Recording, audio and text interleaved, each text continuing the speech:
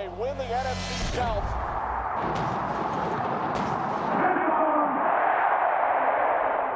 What's good, everybody? Let's talk some Tampa sports. Let's set this right up. Bucs going in Monday night, coming off 2 losses, a massive loss against the divisional opponent. You got a chance on primetime against the back-to-back defending champs, undefeated team in Arrowhead, world watching, to put a performance together defensively to let the league know we are not this bottom 5 defense that we've been showing the last few weeks. But you know what? Another 30-point game. The last 4 out of 5 games, this defense has given up 30-plus points. Not good enough. And then on the flip side, this offense without wide receiver 1, without wide receiver 2, without wide receiver 3, finds a way to put up 24 points again, which is plenty for you to win in today's NFL. But, on this team, it's not enough. You got to score 30 plus if you want a chance to win. Oh my goodness. Same movie, different day.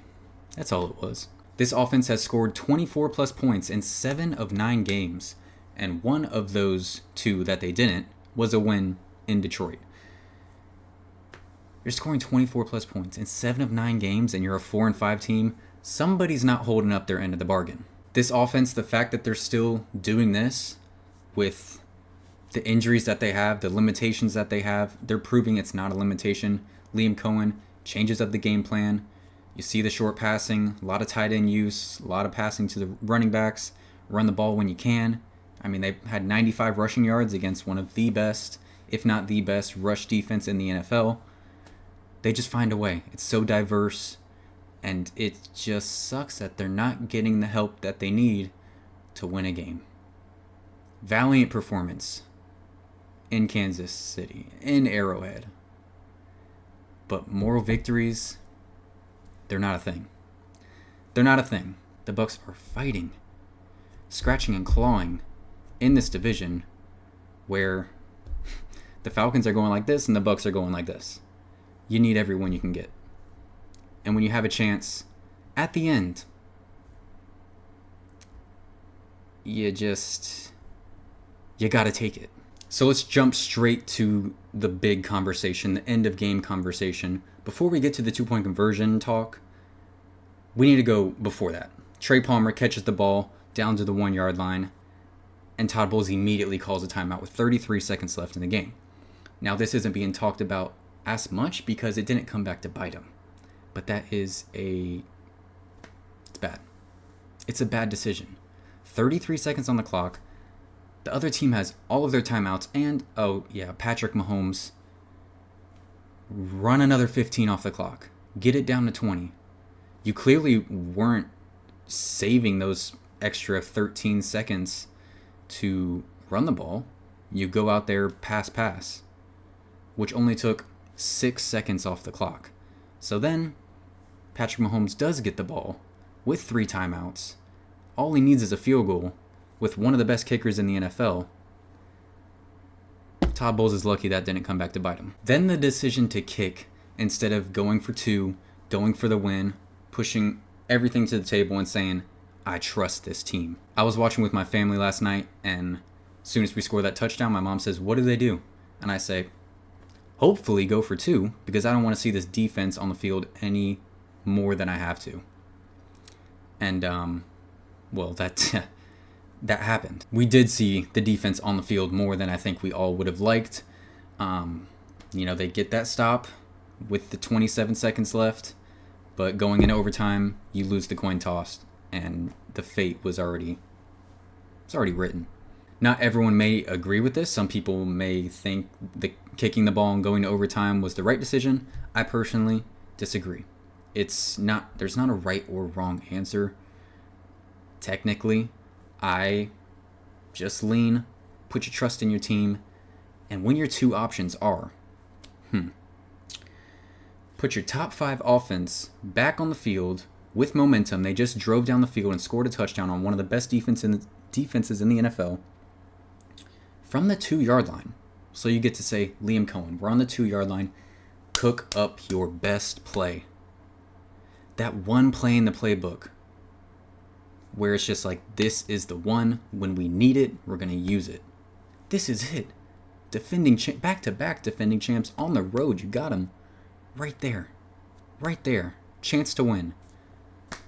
You don't take it. The other option was you run the risk of putting this bottom 5 defense on the field. Patrick Mahomes, game-winning drive. Like I said, the fate was already written.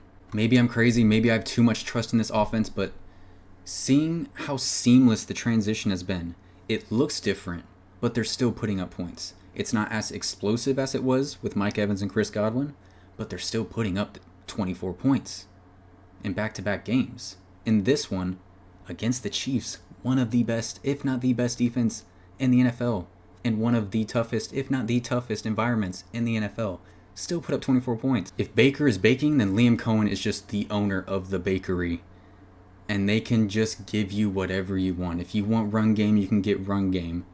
If you want pass game, you can get pass game. It's just so diverse. The route running, that Cade Otton touchdown, go back and look at that play, how it was set up. I might do a video on what Liam Cohen has done since Chris Godwin and Mike Evans left, but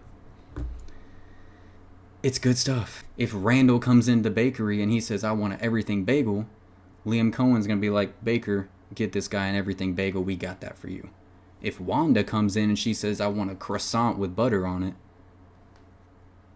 Baker has that, and Liam Cohen has that for Wanda. If Lil Timmy comes in and he says, I don't like blueberries, so I don't want a blueberry muffin, I want a chocolate chip cookie, guess what Cohen and Baker has for Lil Timmy? A chocolate chip cookie, fresh, warm, soft, and it is just, they give you whatever you need. Point is, it's so multiple. The routes, the run game, the misdirection, the eye candy, and you take it out of their hands and put it into the hands of this bottom 5 defense, where in that second half, they couldn't get off the field. The pass rush that was there in the first half was no longer there. They just kept running the ball with how the rain was coming down. You put the hands in that. I just can't come to senses with it. And then the fact that post-game, the reasoning Todd Bowles gives is a wet field. He said there wasn't much discussion about going for 2 because of the wet field conditions, as if when we go to overtime, the field's going to be dry out of nowhere. Like, what is that reasoning? I can't make this up, guys. I cannot make that up. Like I said, if it were me, I'm putting trust in my guys. Imagine the gravity and the meaning behind that if they go on to win that game off that 2-point conversion. The momentum shift of the season. You lose 2 in a row, get beat down by the Ravens, and you lose your second game against the Falcons.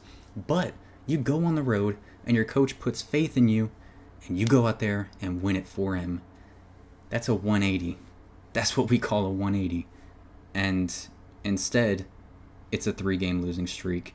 And, you know, we're just hoping that this easy schedule can turn around the season. That's what we're hoping for. Todd Bowles did make some adjustments. J.J. Russell did come in for K.J. Britt. I'm glad that myth that Vi Jones is the only player on the roster capable of playing K.J. Britt's position only lasted a week. Glad that's debunked. Don't know what that was even. Why? You're going to say that in a press conference and then J.J. Russell, all of a sudden he's smart enough to play K.J. Britt's position? The Bucs played a little bit of dime, so I mean some adjustments were made. A couple weeks too late, if you ask me, but I'm grasping at straws here for this defense, guys. I said in my preview of this game that Mahomes' numbers has not been great. 8 touchdowns and 9 interceptions. This hasn't been this explosive, crazy Chiefs offense that we've known from a couple years back. It just isn't, and, you know, Mahomes comes out here against this Bucs defense and 3 touchdowns, 0 interceptions, nearly 300 yards. Did whatever he wanted on 3rd down. It's just more moments of this defense being untimely, not being able to get a stop when the team needs it.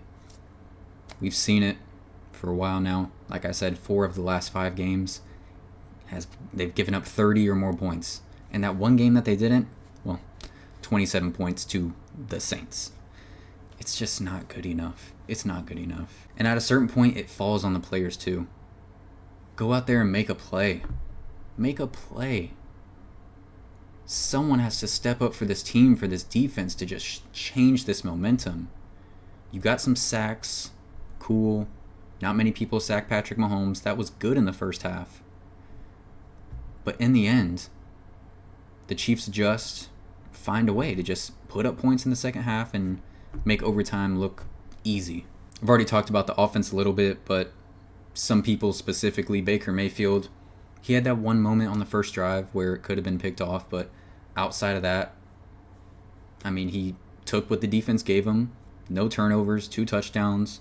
I like what Baker did this game. I have no issues there. There wasn't much from the wide receivers throughout the game. I think going into the fourth quarter, there were only 2 completions to wide receivers. Not great, but you're working with what you have. And Sterling Shepard, he did step up on that final drive, so give him props for that. Ryan Miller, wide open in the end zone, his first touchdown. Shout out Ryan Miller. So on to salutes for the week. There were some really good individual defensive performances. Vita Vea, salute. 10 tackles. 10 tackles from Vita Vea and 2 sacks on Patrick Mahomes. What a performance. Salute to Kalijah Kancey. 2 sacks. That's what we need from Kalijah Kancey. That's what he brought us yesterday. Salute to Zion McCollum. Didn't hear his name much yesterday, and that's always a good thing for the corner.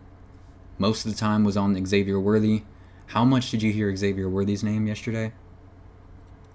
Probably once, and it was when Josh Hay was guarding him and Worthy caught the ball out of bounds. That was it.